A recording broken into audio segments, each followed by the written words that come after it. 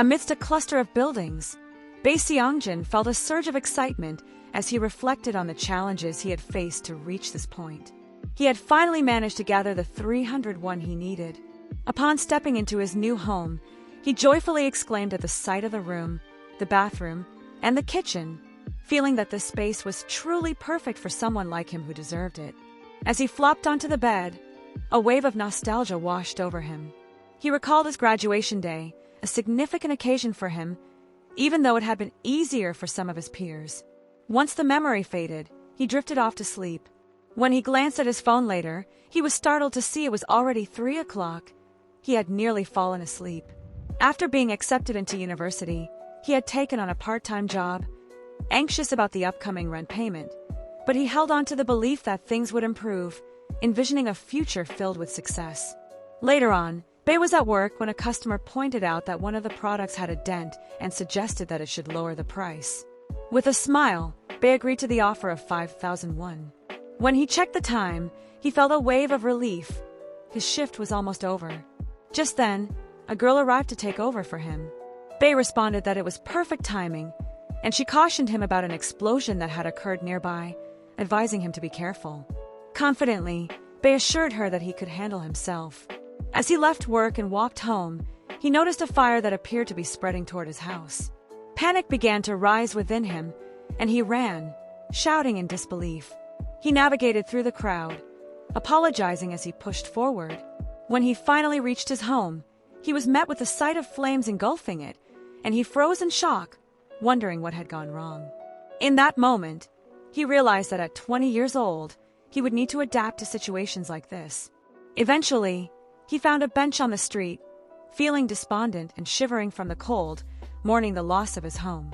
In the midst of his distress, Bae's phone rang, startling him into action. After reading the message, he realized he needed to pay 7,500 won by the 22nd for his transportation and other expenses. Frustrated, he almost threw his phone but paused, remembering that he didn't know anyone in Seoul well enough to ask for help. If he told his parents, they would undoubtedly worry. He recalled the words of a boy named Lee Hyan, who had offered assistance if he ever needed it. Deciding to take him up on that offer, he made the call. Later, Bae found himself at Hyan's house, explaining what had happened and asking if he could stay for a day. Hyan, concerned, inquired whether Bae had a proper place to sleep the following night. Feeling a bit uneasy, Bae expressed that he didn't want to impose and mentioned he had to work, so he would leave soon. However, Hyan, feeling lonely in his home, suggested that they live together until Bae could find a new place. Bae thought to himself that this was the beginning of his new life. A few days went by, and Bae began to feel uneasy. They had been living together for a week, and he was unsure of Hyan's thoughts on the situation. After finishing a meal, he complimented Hyan on the food but expressed that he felt like he was imposing and needed to return to work. At his job, Bae reminded himself that he was working hard to be able to leave soon, reflecting on how his parents had always been the main providers at home, and now it was his responsibility to take care of himself and his siblings. One day, when Bae arrived at Hyan's house, he found it empty. He decided to send a message asking if he could borrow his bed for a while since he wasn't feeling well.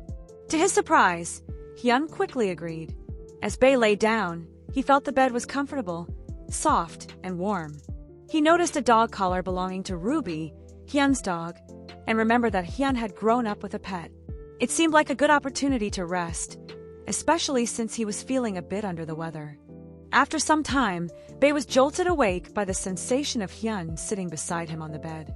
He apologized, explaining that he had just been resting for a moment. Hyan asked if he was feeling sick and suggested that he should stay and recuperate. Bae felt a bit awkward with the closeness and struggled to articulate his discomfort. He then inquired about the collar, asking if Hyan had any puppies. Hyan shared that he had a dog named Ruby when he was younger, who had been his only friend, and he had cried a lot when she passed away. Bae felt guilty for asking and sincerely apologized. Upon hearing Bae's apology, Hyan made an unexpected suggestion. He asked if Bae would like to be his pet, proposing that they could have a bond similar to that of him and Ruby.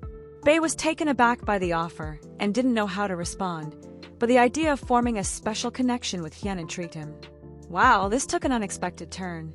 The following day, Bae returned home from work and greeted Hyan, only to realize that he still hadn't arrived. As he pondered the events of the previous day, he reflected on Hyan's unusual suggestion for him to become his pet. He recalled how Hyan had made that proposal, to which Bae had replied that he had never even had a girlfriend and needed assistance. With a serious demeanor, Hyan had asked him what he was thinking, clarifying that it wasn't what Bae assumed and reminding him of his feelings of isolation. Bae felt a twinge of guilt and acknowledged that he understood. Hyan went on to say that he would welcome Bae when he got home and that they could occasionally take walks together. Bae, taken aback, asked if he was serious and if he truly had no friends. His words seemed to sting Hyan, who realized that he indeed had no friends. Bae thought to himself that since they were both alone, there was nothing else to focus on but each other. Hyan then shifted the conversation, mentioning that classes would be starting soon and that it might be challenging for Bae to keep up with his part-time job. Bae nodded in agreement, recognizing that he needed to continue working and that they would manage it together. However, he realized that he had never informed Hyan that he intended to keep the part-time job for only a month. Just then, Hyan came home, and Bae asked him why he was so late. With a smile, Hyan revealed that he had bought a gift for him, something he had chosen with care.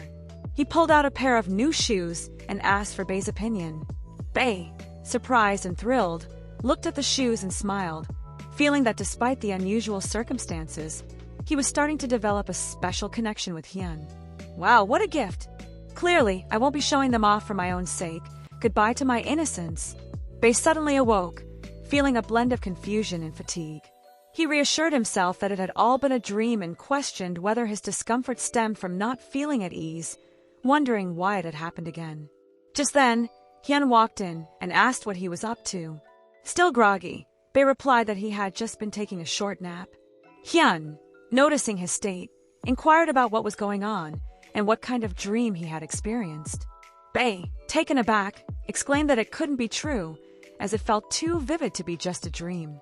Concerned, Hyan offered his assistance, but Bae, still confused, questioned what he meant.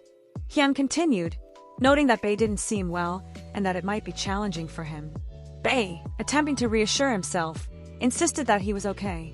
At that moment, Hyan, with a playful demeanor, took Bae's arm and began to engage him in various activities, hinting at something more.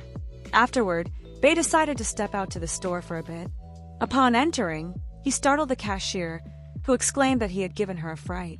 Bae placed his money on the counter and requested to play the lottery with 5,000 won, emphasizing that he needed to leave soon. When he returned home and checked the lottery results, he felt a wave of disappointment wash over him as he realized he had lost. Just then, he saw Hyan arrive, and their eyes met. Hyan asked if Bae wanted to go shopping, but Bae replied that he preferred to rest at home that day. Hyan, reminiscing about his dog Ruby, mentioned how she enjoyed their walks. Feeling a bit anxious, Bae reluctantly agreed to go along. Once they were out shopping, Bae complained about not having enough clothes. Hyan remarked that he thought Bae looked fine, but Bae insisted he needed new clothes, even though the prices were steep, and he had no intention of buying anything. Hyan, noticing Bae's discomfort, commented on his broad shoulders. Bae, feeling uneasy, asked him not to touch him and apologized, insisting it was nothing. Hyan began rummaging through the clothes and suggested that Bae try on a larger size. Bae, irritated, asked if Hyan had heard what he said. Hyan replied that he had, but that he would be the one paying. Bae was taken aback by his words as Hyan insisted that he needed more clothes. Hyan noticed Bae sitting on the floor and questioned why he felt the need to buy him clothes. Bae interrupted, stating that he wanted stylish clothes and didn't want to see Hyan's face, feeling embarrassed. In an effort to lift his spirits, Hyan encouraged him to look at a jacket, saying that it would suit his style better and suggested they go pay for it. After completing their purchase, Bae and Hyan exited the store, and Bae felt a sense of strangeness, pondering whether they had walked together like this before. He noticed that Hyan was attractive and wealthy, yet he seemed to have no one around him. Bae wondered why he was the one accompanying him. At that moment, Hyan mentioned that he thought he could head home first. Bae agreed, and Hyan said they would see each other when he returned. Hyan then made his way to a toy store, but not for the usual toys. Inside, he spotted an item that piqued his interest, But just as he reached for it, another guy grabbed it at the same time, creating a tense standoff. The store employee informed them that if they weren't in a rush, she could contact them when more stock arrived. The other man insisted that he had seen it first and should be given priority. Unfazed, Hyan responded that he wasn't far away and that neither of them was willing to back down. After some discussion, they all agreed that they would split the cost. The employee accepted the arrangement and thanked them, while Hyan wished her a good day. Seeing that the situation wasn't resolving, the man suggested they step outside to discuss it further. Once they were at a nearby location, the man asked why Hyan wouldn't let him have the item. Hyan reminded him that he had already said no. The man pressed on, stating that he needed it today and inquired about Hyan's timeline. Hyan replied that he also wanted to use it that day. With a smirk, the man remarked that Hyan's answer was vague and asked if his partner was aware of this. He then offered to let Hyan have it if he intended to use it himself. Resigned, Hyan told him he could keep it. The man thanked him and mentioned that they would notify him when they restocked, bidding Hyan farewell. Later, when Bae returned home, he noticed Hyan and asked what had happened, sensing that something was off. He questioned himself about what might be wrong. Hyan, noticing Bae's concern, invited him to come closer. Bae, anxious, asked if anything had occurred while he was out. Hyan reassured him that it was nothing significant and hugged him, expressing a desire to stay close, reminiscing about his childhood and how he used to cuddle with his dog Ruby when he felt down. Hyan then asked Bae if he wanted to rest, mentioning that there was nothing quite like cuddle therapy when feeling low. Bae, feeling uneasy, thought it was an odd suggestion and wondered if Hyan realized he was an adult man. The situation felt awkward to him, and he found it difficult to relax in that position. After a few hours, Hyan woke up and noticed Bae, asking if he had fallen asleep. Well, Hyan is quite the character. He took advantage of Bae's slumber to, have a little fun. Afterward, Bae went to take a shower while Hyan heard the sound of Bae's phone. Upon checking the message, he saw that it was from a friend who had found a cool place on campus and wanted to have lunch with Mayara. When Bae emerged from the shower, Hyan informed him about the message. Bae thanked him and explained that it was from a friend in his apartment who wanted to have lunch together the next day. Hyan, with a serious expression, asked if it was Jubin, recalling that he was always surrounded by people. Later, Bae began cooking and called Hyan to come eat. He told him that even though it might not seem like it, he was a heavy sleeper and needed to wake up since he had mentioned having reading assignments for the first period. Bae insisted that he get up and have something for breakfast before heading out, assuring him that he had prepared something tasty. Despite Bae's efforts, Hyan still wouldn't wake up, leaving Bae to wonder how he could rouse him.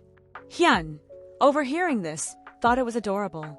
When Hyan finally got out of bed and saw the meal Bae had prepared, he was pleasantly surprised and remarked that it looked delicious. Bae urged him to stop talking and just eat. Later, during class, the teacher announced that they were done for the day, even though there were still 10 minutes left, and reminded everyone to submit their assignments by the following Wednesday. Hyan glanced at his phone and thought that if he hurried, he could catch a quick lunch. Meanwhile, Bae was enjoying his lunch with Jubin, commenting on how good and reasonably priced the food was. Jubin, smiling, wiped a bit of food off Bae's face and pointed it out. Just then, Hyan arrived, and Jubin asked Bae if he knew him. Feeling a bit anxious, Bae introduced Hyan as his roommate.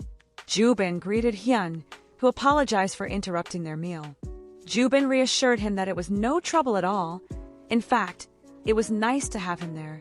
Hyan, feeling slightly awkward, remarked that he could tell Jubin was being polite and insisted on paying the bill. Jubin, however, reminded him that he had already offered to cover it.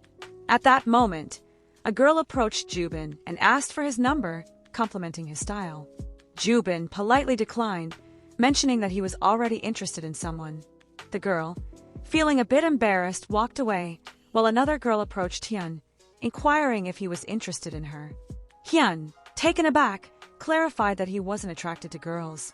After the girls left, Bae and Jubin exchanged glances at Hyan, who felt a bit defensive.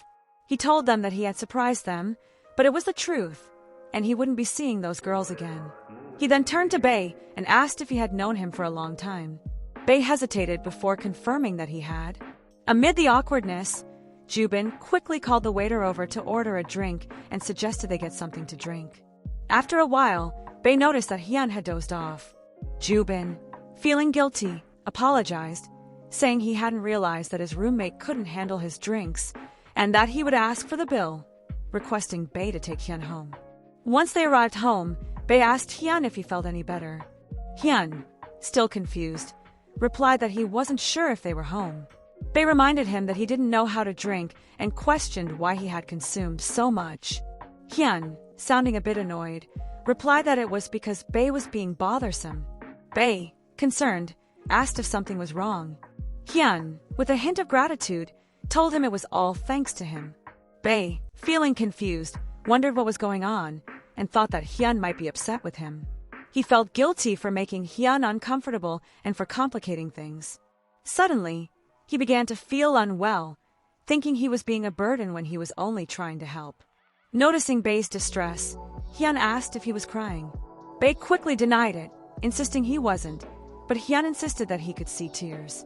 Overwhelmed, Bae admitted that he didn't understand why he was crying and apologized, saying that all he seemed to do was take from Hyan without being able to give anything in return.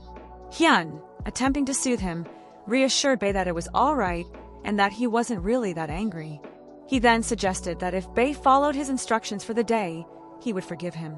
At that moment, the unpredictable Hyan, who, in Bae's opinion, was quite eccentric, decided to use a dog collar on Bae. As you might recall, Hyan had a peculiar belief that Bae was his pet. Later, while in the cafeteria, Bae found himself lost in thoughts about Hyan. He realized he was acting immaturely and acknowledged that he had feelings for him. He recognized Hyan's attractiveness, but understood that looks alone couldn't be the reason for his feelings. However, he felt that Hyan always got his way, and all he could think about was his face. Just then, Jubin called out to him, asking why he was so quiet and if he was surprised by the lottery results. Bae, excited, replied that all 5 numbers were there and that one day they would all line up perfectly. Noticing that Bae seemed off since returning home with his roommate, Jubin asked what was wrong. Bae tried to brush it off, but a group of nearby girls began whispering about Jubin, criticizing him for acting superior to Bae just because he was wealthy. Hearing this, Bae informed Jubin that the girls were talking about him. Jubin, taken aback, admitted that he didn't know them, but recalled a recent encounter with a girl who had asked him to meet up.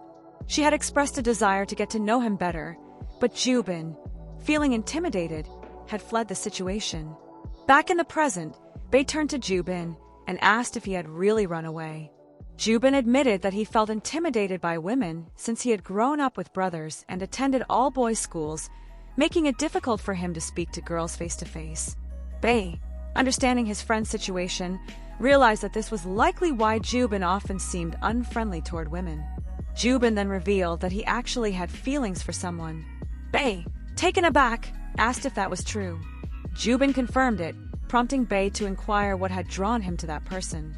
Jubin replied that it was love at first sight, which made Bae reflect on his initial meeting with Hyan and wonder if he had experienced something similar. The following day, Hyan asked Bae if he was leaving already. Bae confirmed that he was, and when Hyan inquired about when he would return, Bae told him he wouldn't be back that night. Hyan, surprised, pressed for confirmation that Bae really wouldn't come home, but Bae simply said goodbye. Meanwhile, Jubin was on the phone, and when he hung up, he informed his roommate that a friend wanted to spend the night. His roommate asked if it was a big tent, to which Jubin replied that it could be. The roommate suggested that Jubin invite him over. Having overheard Jubin's conversation, Bae began to reconsider his plans. When he arrived at Jubin's house, he apologized for any inconvenience. Jubin's roommate, upon seeing Bae, exclaimed that he was adorable and encouraged him to make himself comfortable, introducing himself as Yan Se-hyung. Bae introduced himself as Bae Sungjun. With a smile, Jubin told Bae that he would offer him something even better than a handshake. Meanwhile, Jubin's roommate thought he recognized Bae's name from somewhere. Jubin then asked Bae to sit for a moment while he went to fetch some sheets.